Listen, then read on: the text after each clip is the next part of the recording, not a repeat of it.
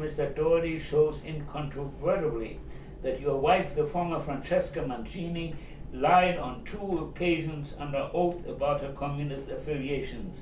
First, at the port of entry in New York. Second, in the sworn statements to this committee.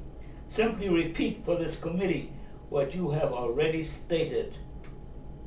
Jacob trembled, the face congealing in the hushed, suddenly icy room. Refusal meant jail, the Fifth Amendment. For a brief moment he felt strength inside him, his jail term rather than hers. But ghosts were rising from the past, terrible ghosts he had always felt compelled to appease. Pratt was ready for him. The words of your testimony are quite sufficient. You will be charged with criminal contempt for lying to a legally constituted state authority if you deny them. Now then, once more, and quite explicitly, was your wife, the former Francesca Mancini, also known as Olga, knowingly involved in the communist movement in Italy, the United States, or any other country in the present or in the past?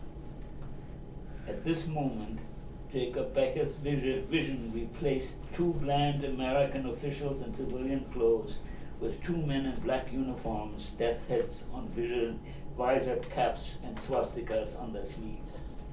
For a fateful hallucinatory second, he faced himself alone, his abject surrender to destruction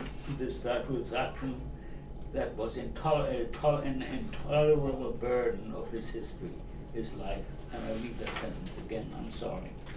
For a fateful, hallucinatory second, he faced himself alone, his abject surrender to destruction that was the intolerable burden of his history, his life. In his confusion, for that brief, decisive instant, the fears he had harbored throughout the war years erupted into reality. He was back in their power, and it had to be so, as he sacrificed the person he loved most to appease his enemy.